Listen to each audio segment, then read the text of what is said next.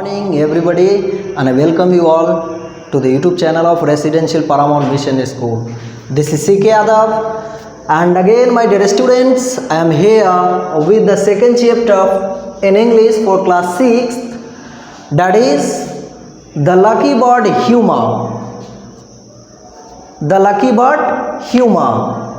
Huma is the name of a bird that is lucky. In this story we will learn how is that word a lucky bird. So before starting the chapter, before starting reading the story, we will do some vocabularies that are important. First word here is measure. MEAGRE, measure. Measure means scanty, means थोड़ा कम मात्रा में, in quantity, in amount. Okay. Struggle here means fight, संघर्ष करना, किसी चीज को प्राप्त करने के लिए मेहनत करना, that is known as struggle. Dire, awful, दयनीय means pitiable condition.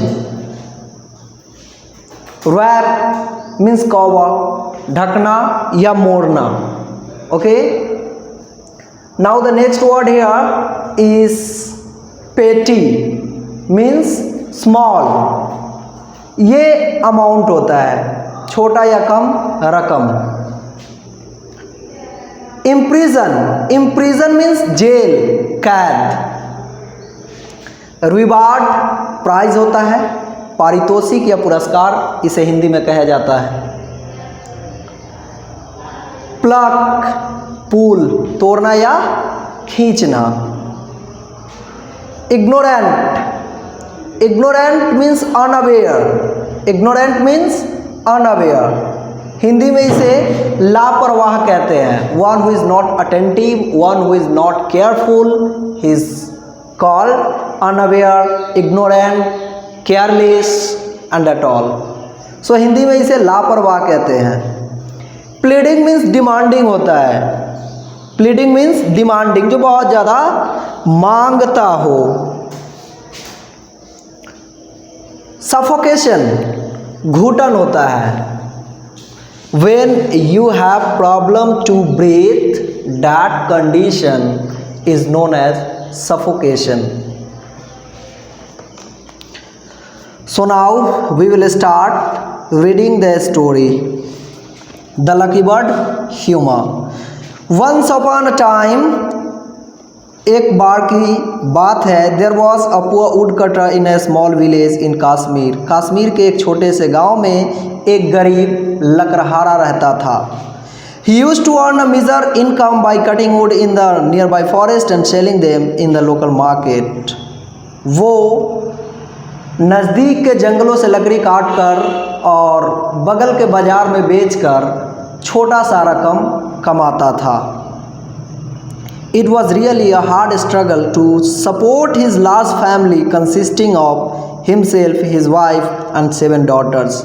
बहुत ही मुश्किल था. एक बड़ा सा परिवार, उस परिवार में सदस्य कौन कौन हैं? पति पत्नी और 7 बेटियां, मतलब 9 सदस्यों का एक बड़ा परिवार को चलाना उसके लिए हार्ड स्ट्रगल था, कठिन संघर्ष थी. किसके लिए? वो बेचारा वुडकटर के लिए.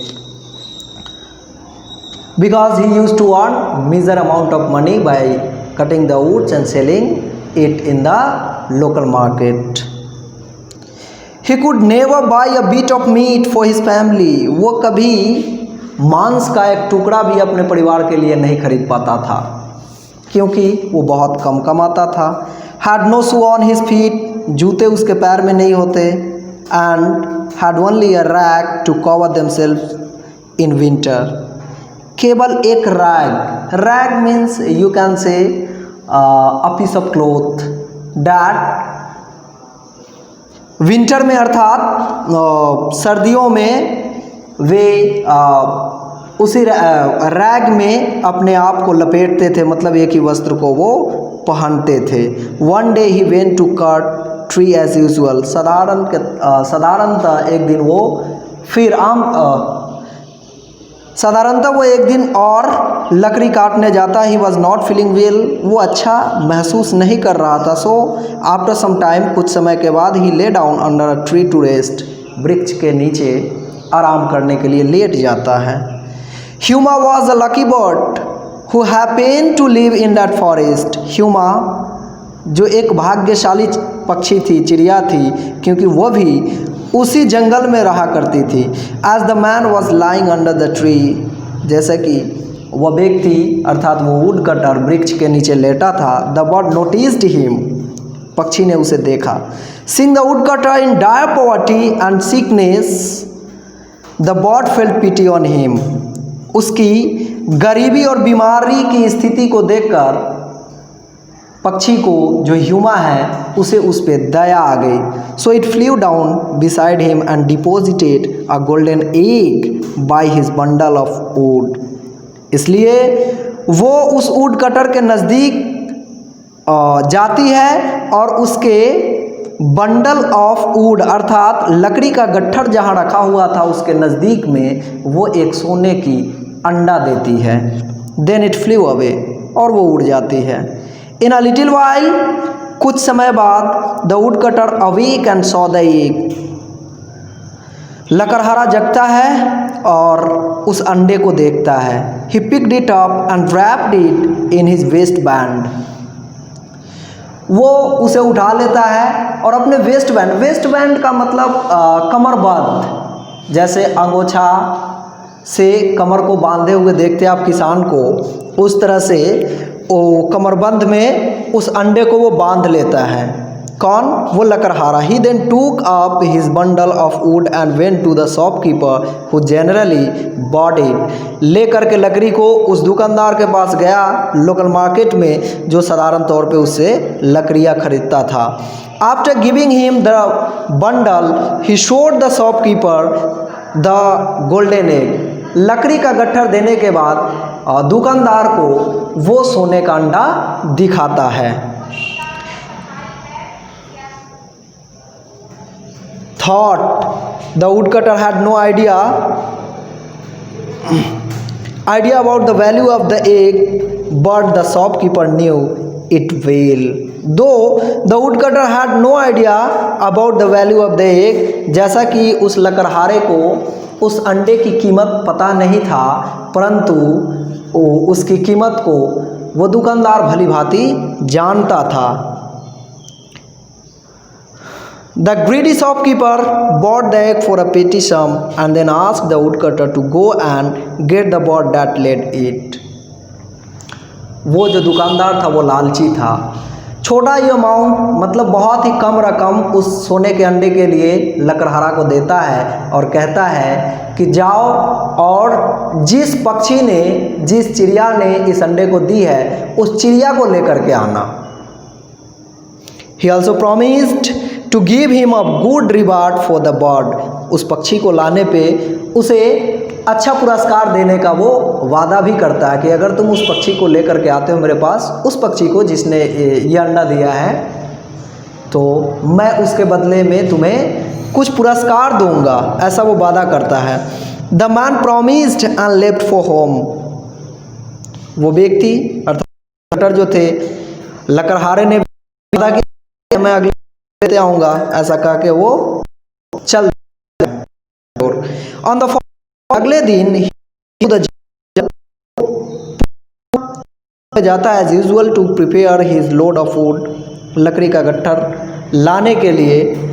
On the way back he sat down to rest under the same tree where he had found the egg and pretended to sleep. पुनः वो उसी वृक्ष के नीचे बैठ जाता है जहाँ से उसे वो सोने की अंडा मिली थी, और वो प्रिटेंड टू स्लीप, सोने का बहाना करता है, सोने का दिखावा करता है। वो वाकई में सोया नहीं है, सोने का ढोंग करता है। The bird Huma came again and noticing that he was still as poor and as ill looking as before thought that he might not have seen the egg.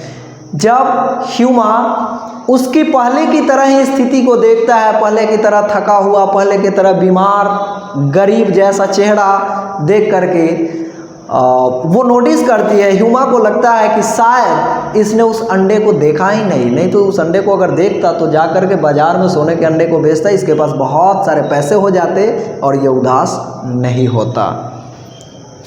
Therefore the bird went near him and laid another egg close by him। अतः वो पक्षी फिर उसके नज़दीक जाती है और बिल्कुल जहाँ पे वो लकड़हारा लेटा हुआ है उसके एकदम तुरंत बगल में अंडा देती है ताकि इसका नज़र स्पष्ट रूप से उस पर पड़े। In such a spot that he could not possibly miss seeing it, ताकि वो उसको मिस न करे, उसको देख ले। But the wood cutter was not asleep at all. लेकिन लकड़हारा तो बिल्कुल सोया नहीं था, वो तो सिर्फ सोने का ढोंग रचा रहा था।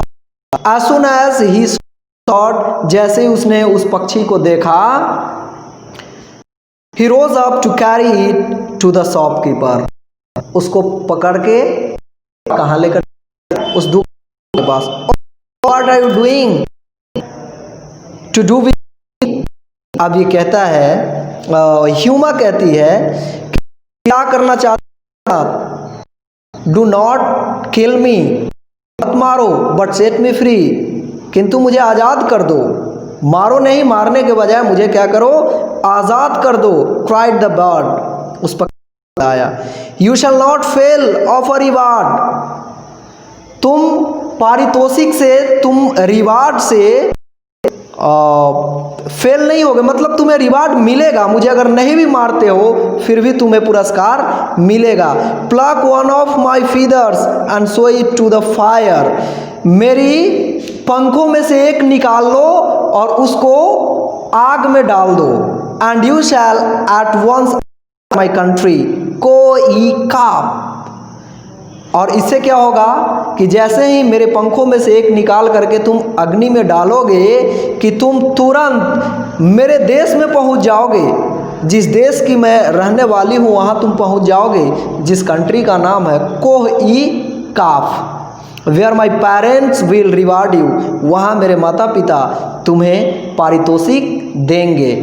दे will give you a necklace of pearls, the price of which no king on the earth could give. इसके बदले में तुम्हें मेरे पेरेंट्स, जो मेरे माता पिता है, वो मोतियों का माला देंगे, और जिस माला, जो माला का प्राइस होगा, जो उसकी वैल्यू होगी, उतना वैल्यू का पुरस्कार तुम्हें पृथ्वी पर कोई राजा नहीं दे सकता, जितना बड़ा पुरस्कार मेरे माता और पिता तुम्हें देंगे।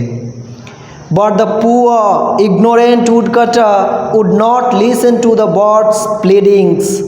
लेकिन ये गरीब जो लकड़हारा है उसकी एक बात को नहीं सुनता है।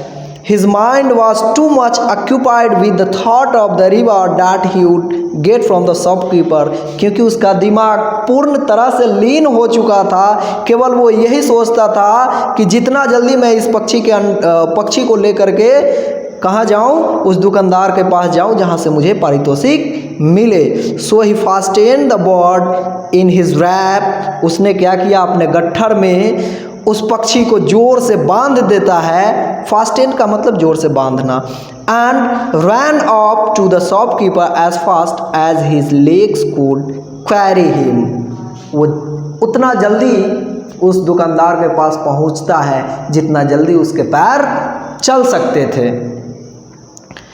But alas the bird died on the way from suffocation, लेकिन उसको जोर से जो बांधा था वो सफोकेशन के घुटन के वजह से उसकी दम घुट गई, और जिसके वजह से उसके प्राण निकल गए, अर्थात वो मर गया। What shell I do now, अब मैं क्या करूँ? थॉट द वुड कटर, उस लकड़हारे ने सोचा कि अब मैं क्या करूँ? The shopkeeper will not give me any reward for a dead bird, दुकानदार इस मरे हुए पक्षी के बदले में मुझे कोई पुरस्कार नहीं देगा। Ha ha, I will show one of its feathers to the fire and will reach his country. अब इसको दूसरा उपाय सोचता है, वो सोचता है कि चलो शॉपकीपर नहीं खरीदेगा तो क्या होगा, मैं इसके एक पंख को निकाल करके मैं आग में डालूंगा, and I will reach his country, और मैं इसके देश में पहुंच जाऊंगा जहां मुझे इसके माता पिता द्वारा पारितोषिक मिलेगा। Perhaps the bird being dead will not make any difference. Thinking so, he lit a fire and put one of the feathers of the bird into it. ऐसा सोचता है कि अब तो ये पक्षी मरी हुई है, ये तो कुछ बताएगी भी नहीं अपने माता पिता को, मैं डायरेक्ट वहाँ पहुँच जाऊँगा और मुझे पारितोषिक मिलेगा। थिंकिंग सो, ऐसा सोचते हुए he lit a fire, आग जलाता है, and put one of the feathers of the bird into it, पक्षी के पंखों में से एक निकाल करके उस अग्नि में डालता है। In no time he found himself on the कोई काफ। तुरंत ही, इन नो टाइम मतलब बिना देर किए हुए वो पहुंच जाता है कहाँ, उस बर्ड की कंट्री में जो है कोई काफ। There he met the parents of the bird and told them all that had happened. वो वहाँ पहुँच करके और उसके माता पिता को वो सारी बात बताता है जो घटित हुई थी। ओ how the parents and other birds wept when they saw the dead body of their beloved relative। वहाँ के सारे उसके माता पिता एवं पड़ोस के जितने सारे पक्षी थे सब के सब विलाप करने लगते हैं कि उनके प्रिय जो संतान थे, जो ह्यूमा था, उसके मृत शरीर को देखकर सब लोग विलाप करने लगे। Attracted by the morning, a strange bird that happened to be passing at the time came in and inquired what the matter was. Attracted by the morning, जो विलाप कर रहे थे लोग, विलाप समारोह चल रहा था, तो एक पक्षी जो थोड़ा दूर रहता था वहाँ से होकर गुजर रहा था। इस दृश्य को देखकर वो भी चला आता है, इसमें शामिल होता है और इंक्वायर करता हुआ क्या बात थी इसको जानने का।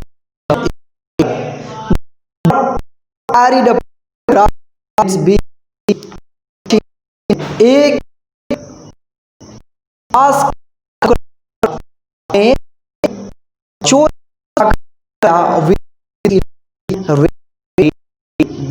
वो मृत था।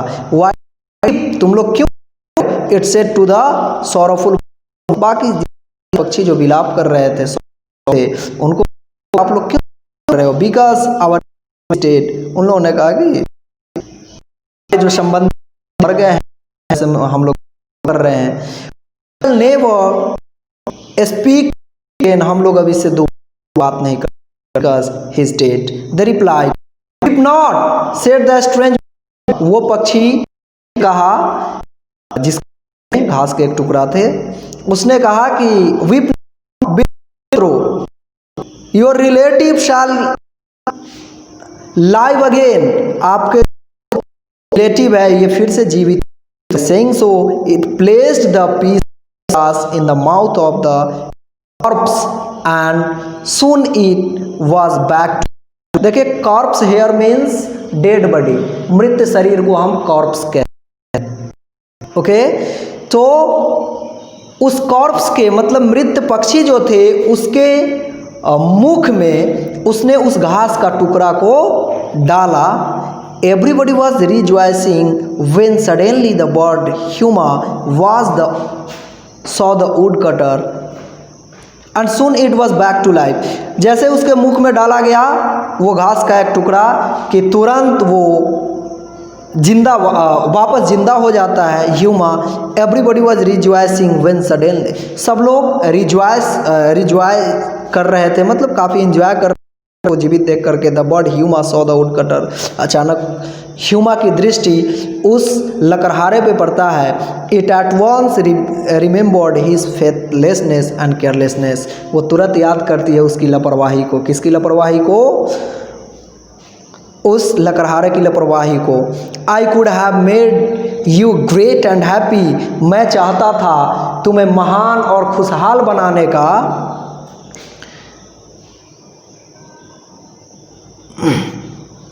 It said, but now get back to your burden of wood and humble home. लेकिन अब तुम वापस हो जाओ अपने घर पे। किस तरह से? With to your burden of wood and humble home. उस घर में वापस हो जाओ जहाँ तुम्हें बहुत सारे बर्डन हैं, बहुत सारे कर्तव्य है जिसको पूरा करना है, और तुम वापस हो जाओ उस जंगल में जहाँ से तुम्हें लकड़ियाँ काट करके बाज़ार में बेचना है। तुम्हारे लिए यहाँ कुछ नहीं है। As soon as the bird said so, जैसे ही पक्षी ने ऐसा कहा, the poor man found himself back again in the jungle, वो बेचारा आदमी अपने आप को उस जंगल में पाता है।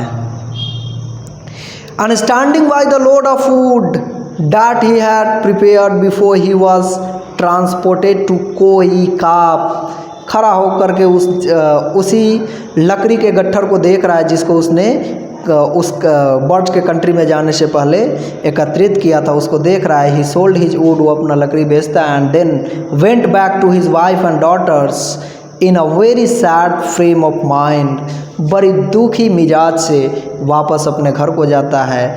He never saw the lucky bird Huma again, उसके बाद वो कभी भी उस लकी बर्ड ह्यूमा को नहीं देखता है। So my dear student, in this story we studied about the lucky bird Huma, and इससे हमें क्या सीख मिलती है? What knowledge we get from this story? What is the value of this story? That means to be a greedy is very bad thing for anybody. किसी भी व्यक्ति के लिए लालची होना बहुत बुरी बात है, क्योंकि आप जानते हैं लालच बुरी बला होती है। So now I suggest you to read it once again। एक बार फिर आप लोग इसको पढ़ेंगे, पढ़ने के बाद इसका ऑब्जेक्टिव करेंगे, फिलर्स करेंगे, और फिर मैं नेक्स्ट वीडियो में इसका क्वेश्चन आंसर मैं आप सबों को कराऊंगा। So thank you very much.